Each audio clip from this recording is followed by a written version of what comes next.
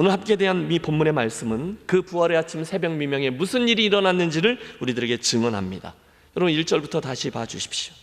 안식일이 다 지나고 안식 후 첫날이 되려는 새벽에 막달라 마리아와 다른 마리아가 무덤을 보려고 갔더니 큰 지진이 나며 주의 천사가 하늘로부터 내려와 돌을 굴려내고 그 위에 앉았는데 그 형상이 번개 같고 그 옷은 눈같이 희건을 지키던 자들이 그를 무서워하며 떨며 죽은 사람과 같이 되었더라.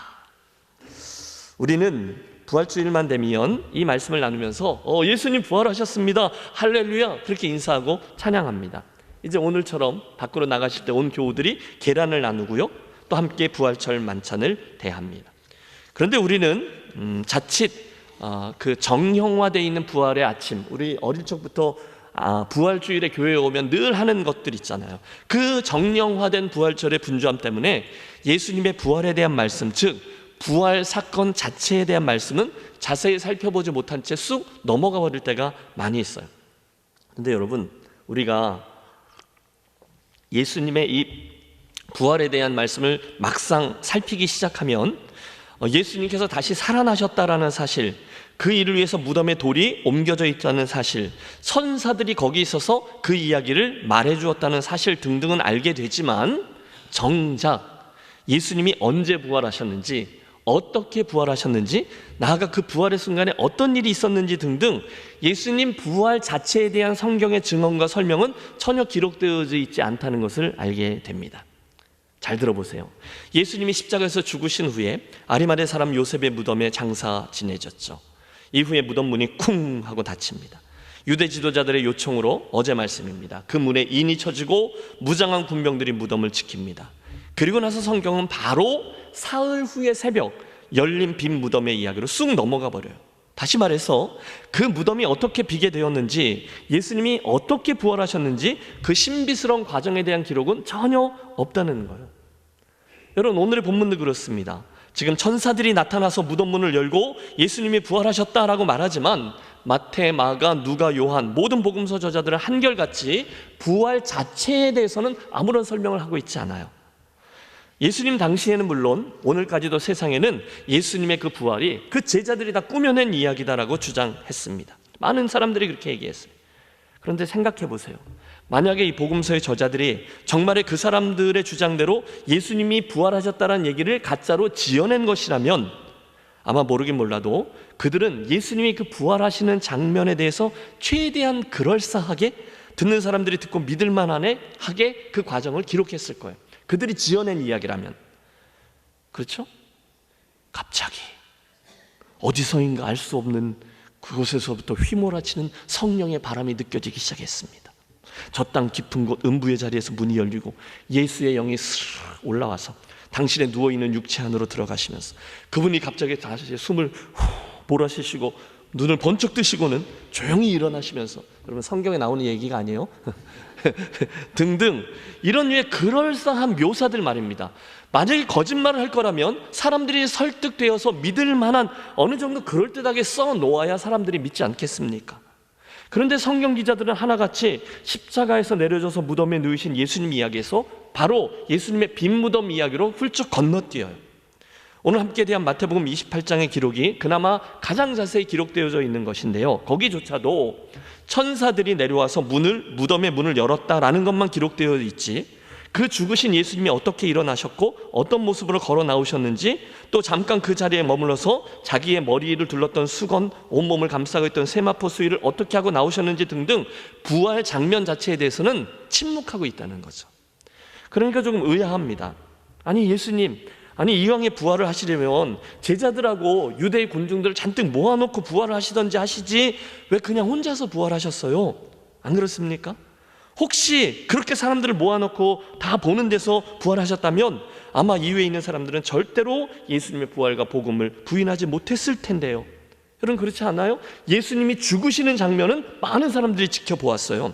그것처럼 예수님의 부활하심도 많은 사람들이 함께 지켜보았다면 예수님, 그래갖고 막 이렇게 같이 셀카 찍고 예수님 부활하셨습니다 인스타에 올리고 그러지 않았겠어요? 그러면 사람들은 당연히 그분을 하나님의 아들이라고 믿었을 거예요. 이후 기독교 역사에서도, 아니 그 다음에 선교의 여정에서도 예수님의 부활하심을 목도한 많은 사람들이 있었다면 훨씬 더 도움이 됐을 겁니다. 그런데 왜 예수님은 당신의 부활하시는 장면에 대해서는 아무에게도 보여주지 않은 것일까요? 성경학자인 무어 박사는 이에 대해서 굉장히 설득력 있는 답변을 하나 내놓습니다. 여러분, 그분의 설명을 잘 보십시오. 믿음을 강요하는 것은 구속 계획에 들어가 있지 않으며 우리에게는 믿음의 근거로 삼기에 그 이상의 충분한 증거들을 기대하거나 요구할 권한이 없다. 여러분, 이게 무슨 뜻인가 하면요, 오늘 저와 여러분이 믿는 이 기독교 신앙은, 우리들의 믿음은 어떠한 그런 증거들을 보고서 그것 때문에 믿는 게 아니라는 거예요. 대신에 우리들의 믿음은 예수님 부활하셨습니다라는 누군가의 그 증언을 듣고 믿는 것이다, 이런 뜻이에요. 우리가 그걸 봐서 증거 때문에 믿는 게 아니라 증언 때문에 믿는다는 거죠. 저는 그분의 의견에 전적으로 동의합니다. 사실 여러분, 우리가 믿는 모든 성경의 진리들이 똑같습니다. 창조, 타락, 성육신, 십자가 죽음, 무덤에서의 부활, 감람산에서의 승천, 재림의 약속 등등 이 모든 기독교의 기본 진리에 대한 믿음과 소망은 저와 여러분이 두 눈으로 보고 그 증거들을 확보했기 때문에, 이해가 되고 납득이 되기 때문에 믿는 게 아니라는 거예요. 예수님의 성육신, 그것에 대한 증거 여러분 보셨어요? 예수님의 부활 두 눈으로 보고 증거들 때문에 증명되었기 때문에 우리가 진실이라고 믿는 게 아니라 그 부활을, 증언을 진실로 믿기 때문에 우리가 믿음으로 고백한다는 뜻입니다. 먼저 진리가 있어요. 부활이죠. 그런데 그 진리는 우리들에게 증거들을 대면서 그렇기 때문에 이것을 믿으라 설득하거나 부탁하지 않아요. 대신에 진리는 우리에게 선포됩니다. 믿어라, 믿어야 구원을 받는다. 이게 진리이지 이것 때문에 믿어주면 좋겠습니다 라는 부탁은 진리가 아니라는 거예요. 여러분, 다시 강조합니다. 진리는요, 어떤 상인이 그 물건을 팔기 위해서 사람들을 설득하고 어떻게 해서든지 그 사람들이 넘어오게 이야기하는 것과는 다른 거예요. 진리는 절대로 저와 여러분에게 좀 믿어달라고 전전긍긍하지 않아요. 대신에 진리는 담대히 선포됩니다. 주 예수를 믿으라, 그리하면 너와 내 집이 구원을 얻으리라. 예수는 십자가에 죽으셨다, 하지만 다시 부활하셨다. 그분은 다시 오신다, 그러므로 이 복음을 믿으라. 여러분, 이게 진리에 대한 선포요, 증언입니다. 그때 그 증언을 듣고 믿는 이들에게는 구원의 축복이 임하고 그 증언을 거절하는 이들에게는 영원한 형벌이 따릅니다. 이게 진리예요. 다시 반복하죠. 하나님의 말씀은 절대로 우리들에게 증거들을 내보이면서 이걸 내가 너에게 입증해 보일 테니 제발 좀 믿어달라고 부탁하며 다가오지 않아요. 대신에 하나님의 말씀은 증언이에요. 선포의 형식으로 우리들에게 다가옵니다. 그리고 우리들에게 믿고 고백하라 라고 요구합니다. 오늘 이 부활도 똑같아요. 예수님 부활하셨다, 끝! 그 다음은 우리들의 선택이라는 거죠. 자, 이 점을 염두에 두고 우리 그들의 증언을 한번 보겠습니다. 그 아침 무덤가에 무슨 일이 일어났습니까? 제일 먼저 막달라 마리아와 그 다른 마리아가 새벽 일찍, 그러니까 오늘 일요일이죠, 안식 후 첫날 예수님의 무덤을 찾아 떠나갑니다. 생각해 보십시오. 그 캄캄한 어둠의 빌, 아직 새벽 미명이 밝아오기 전입니다. 캄캄한 밤을 아무런 보호자도 없이, 또 누가 그 무덤의 돌문을 굴려줄 것인지도 모른 채 그녀들이 지금 놀라운 모험을 감행하고 있어요. 양손에 향유, 또 그 기름들을 가지고 말입니다. 잠시 후에 무덤에 도착한 여인들은 놀랍게도 그 무덤의 문이 이미 열려 있는 것과 하늘의 광채로 빛나는 천사가 거기 앉아서 자기들을 기다리고 있는 것을 봅니다. 여러분이 그 여인이 되셔야 돼요. 그걸 보는 거예요. 순간 두려워하는 여인들에게 그 천사들이 부활을 선포합니다. 너희는 무서워 말라. 십자가에 못 박히신 예수를 너희가 찾는 줄을 내가 아노라. 그가 여기 계시지 않고 그의 말씀하시던 대로 살아나셨느니라. 와서 그가 누우셨던 것을 보라.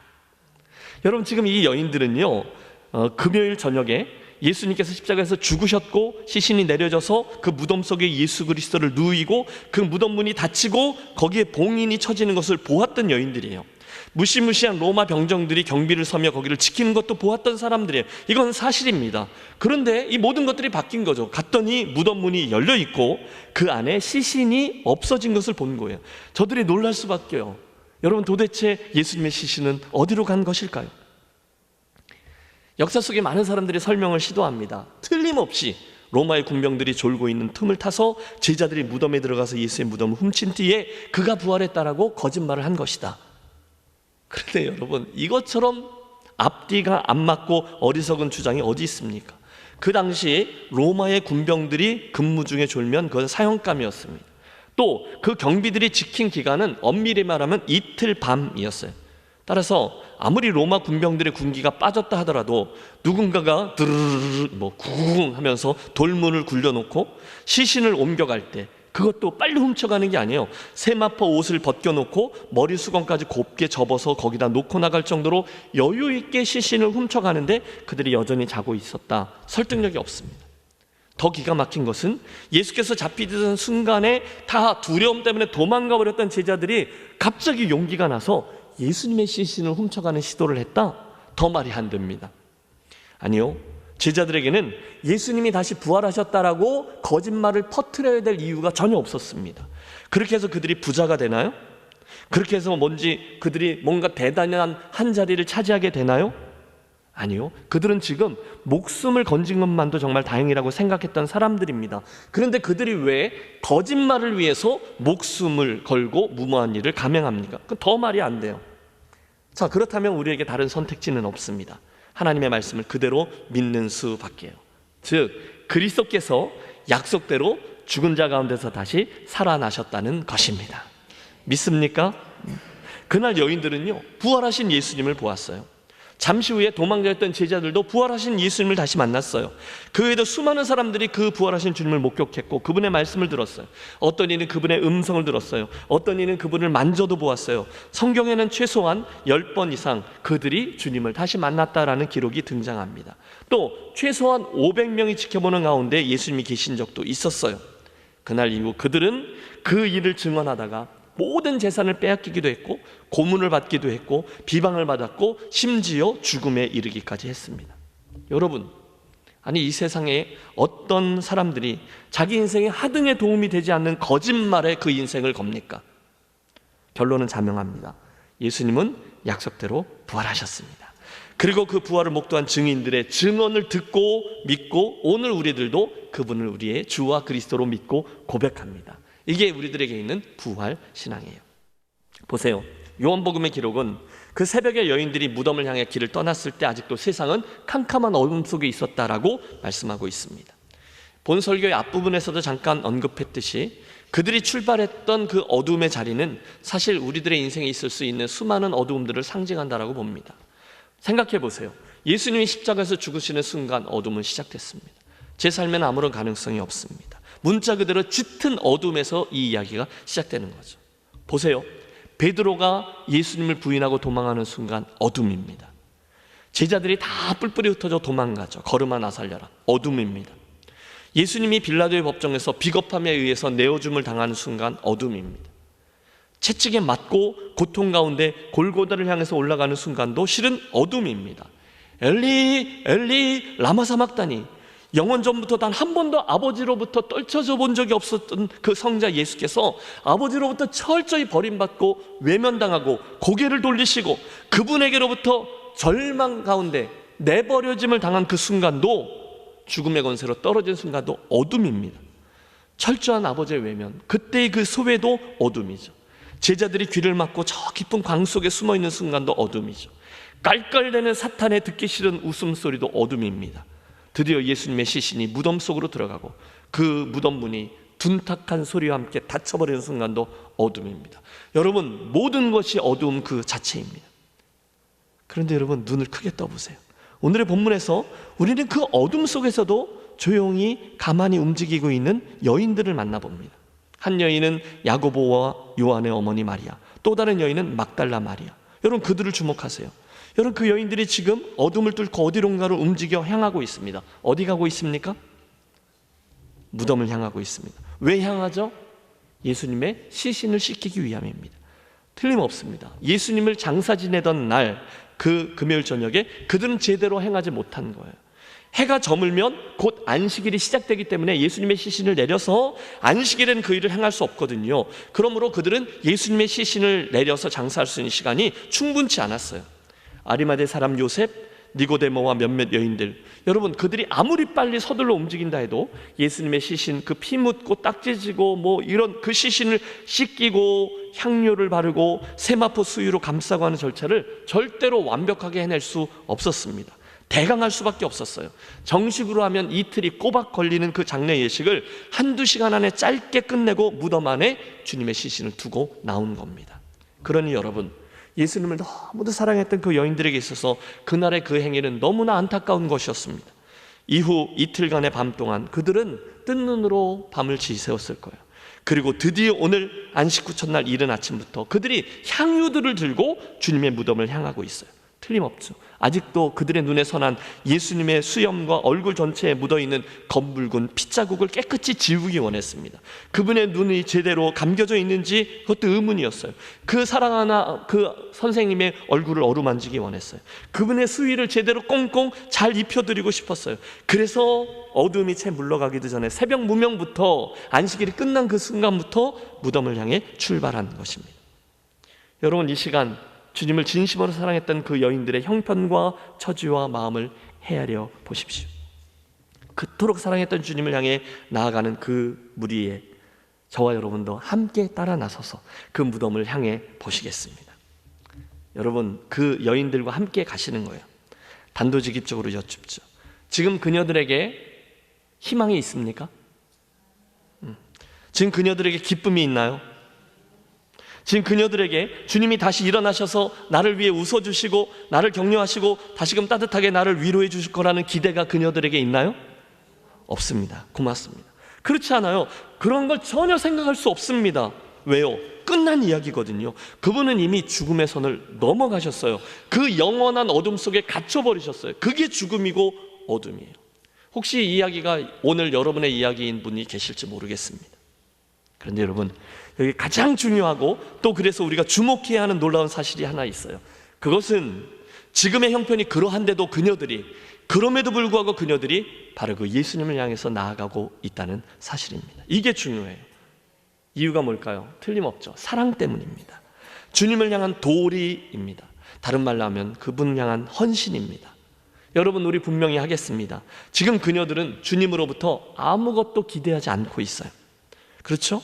죽으신 그분이 일어나셔서 나에게 시상식을 베풀어 줄 거라는 것은 아무도 기대하지 않아요. 어떤 보상을 바라고 간 게 아니에요. 칭찬을 받으려고 무덤에 간 게 아니에요. 대신 그녀들은 그저 죽으신 주님에게 무언가를 해드리기 위해서 나갔습니다. 이 점을 주목하셔야 돼요. 그녀들이 그 어둠의 새벽을 향해서 나아갈 때 두려웠을 겁니다. 무서웠을 겁니다. 힘들었을 겁니다. 만약에 자기들 둘만 그리로 향하고 있다라고 생각하고 있었기 때문에 거기 가서 어떻게 하지? 아무런 대책이 없어요. 그런데도 가는 거죠. 주님이 사랑하니까. 그런데 막상 가보았더니 실상 그렇지 않은 거죠. 여러분, 그 순간에 누가 그 두 여인을 보셨습니까?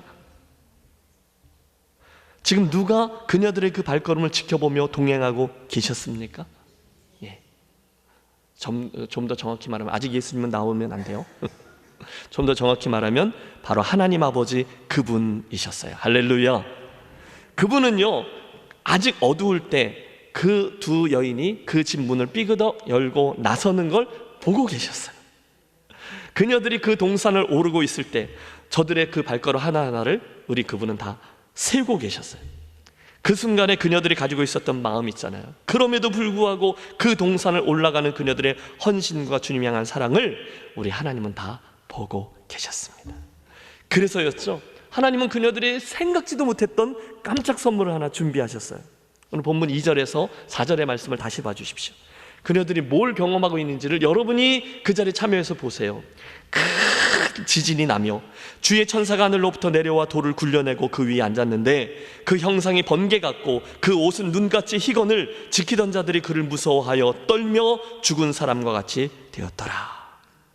여러분 잘 보셨죠? 제가 여쭙니다. 지금 누가 돌을 옮겼다고요? 천사가 옮겼습니다. 그런데 잘 생각해 보세요. 여러분, 그 천사가 누구를 위해서 그 돌문을 옮겼을까요? 예수님이요? 정말로 그럴까요? 물론 맞죠. 예수님을 위해서 돌문을 옮겼죠. 예수님이 그 무덤에서 나오시려면 문을 굴려서 열어드려야 나올 수 있죠. 그런데 한번 잘 생각해 보세요. 지금 예수님이요, 누군가가 그 돌문을 옮겨 드려야만 무덤에서 나오실 수 있는 분일까요? 우리 하나님이신 그분이, 죽음을 정복하신 예수님, 그분이 소위 말하는 부활체라고 해서 모든 물질과 시간과 공간을 다스리신 예수님이 그때 그 돌문이 무거워서 똑똑똑, 거기 누구 없어요? 나 일어났는데 누구 돌문 좀 굴려서 열어주세요, 나 좀 나가게 해요. 그래서 그렇게 하신 것일까요? 여러분, 여기서부터는 진짜로 더 집중해서 들어주세요. 여기에 우리가 자칫 놓쳐서는 안 되는 비밀스러운 이야기 하나가 숨겨져 있습니다. 이런 거죠. 맥스 루케이더 목사님의 관찰에 의하면 복음서 어디를 보아도 그 천사들이 예수님을 위해 돌을 옮겨 놓았다라는 구절이 나오지 않는다는 거예요. 그러고 보니 진짜 그러네요. 천사들이요, 무덤 속에 계시던 예수님을 위해서 돌문을 옮기셨다라는 기록이 없어요. 그럼 뭘까요? 그 목사는 굉장히 독특한 해석을 시도합니다. 어쩌면 예수님은 이미 부활체가 되셔서, 예수님 부활체잖아요. 나중에 제자들이 방 안에 있는데도 갑자기 쓱 나타나시고 사라지고 그러시잖아요. 그래서 그때 이미 부활체세요. 이미 무덤 밖에 계셨을지도 모른다는 거예요. 즉 무덤 문이 열려야만 그 안에 계시는 예수님이 힘들었네, 그리고 무덤 밖으로 나오실 수 있는 게 아니었다는 거죠. 자, 만일 그렇다면 지금 그 돌문은 누구를 위해 옮겨진 것이었을까요? 잘 생각해 보세요. 잠시 후에 그 여인들에게 했던 천사들의 말에서 힌트를 얻을 수 있어요. 천사들이 그녀들에게 이렇게 말하죠. 와서 그가 누우셨던 곳을 보라. 와서 그가 누우셨던 곳을 보라. 와서 그가 누우셨던 곳을 보라. 여러분, 다시 여쭙니다. 그렇다면 지금 그 돌문은 누구를 위해 굴려진 것일까요? 그 여인들을 위해서라는 거죠. 아무것도 기대할 게 없지만 그 주님에게, 그 죽음 건너편에 계신 주님에게 뭘 바라기 때문이 아니라 그분을 사랑하기 때문에, 그저 헌신하기 위해서, 그분을 더 원하기 때문에 나온 여인들에게 지금 예수님은 당신의 빈 무덤을 자랑스럽게 보여주고 싶으셨다는 거예요. 우리들에게도 말입니다. 와서 그가 누우셨던 곳을 보라. 우와! 여러분, 그 돌문은요, 갇혀있던 예수님 밖으로 나오실 수 있도록 옮겨진 게 아니라 그리로 나온 여인들에게, 그리로 나온 부활의 증인되기를 원하는 저와 여러분에게 당신 부활의 기쁜 소식을 알려주기 위해서, 그 사실을 자랑하기 위해서, 그 무덤 안을 볼 수 있도록 하기 위해서 옮겨진 것이었다는 거예요. 예수님의 시신이 사라지셨네? 예수님이 부활하셨네? 할렐루야! 여러분, 그 빈 무덤을 보여주기 위해서 주님이 천사들로 하여금 그 문을 열게 하셨다는 해석인데요, 전 그 해석이 너무너무 재미있는 해석이요 관찰이라고 생각합니다. 사랑하는 여러분, 오늘 여러분들은 어떻게 이 믿음의 길을 걷고 계십니까? 돌문은요, 힘없는 예수님 문 밖으로 나오실 수 있도록 옮겨진 게 아니었어요. 대신에 그 돌문은 오늘 저와 여러분이 그분의 부활을 보고 확신하고 확인할 수 있도록 옮겨졌던 것이었어요. 거기서 나온 거죠. 예스! 와! 주님의 부활은 바로 여러분, 당신을 위한 거라는 사실을 보여주기 위해서 그분이 돌을 옮기신 거죠. 그 어둠 속에서도 여전히 믿음의 길을 계속 걷고 계신 여러분을 위해서, 그 어둠 속에서도 여전히 주님께 기대하는 것이 없는 것 같아도 계속해서 이 걸음을 가고 있는 여러분들의 그 발걸음을 위해서 바야흐로 부활의 기적이 그것입니다. 잊지 마세요. 그 놀라운 일은 여인들뿐이 아니라 오늘을 살아가고 있는 저와 여러분을 위한 현재형의 것입니다. 그분은 여전히 그 믿음의 여정을 걷고 있는 저와 여러분에게 당신의 부활을 보여주고 싶으셔서, 자랑하고 싶으셔서, 선포하고 싶으셔서 그 돌문을 옮기신 거예요. 그렇다면 이제 결론입니다. 우리들이 할 일은 선명하죠. 오늘 그 무덤을 보며 그분의 부활을 목도하고 놀라시고 감탄하고 누리신 후에 이제는 우리 또한 그 부활의 증인으로 살아가는 것인 줄로 믿습니다. 2024년 부활주일 아침에 바로 그 놀라운 축복과 빈 무덤의 증거가 여러분의 것이 되어서 그분의 부활이 여러분에게 경험되어지고 거기서부터 또 한 번 새롭게 믿음의 새 출발을 시작하는 저와 여러분이 되시기를 우리 주 예수 그리스도의 이름으로 축원합니다.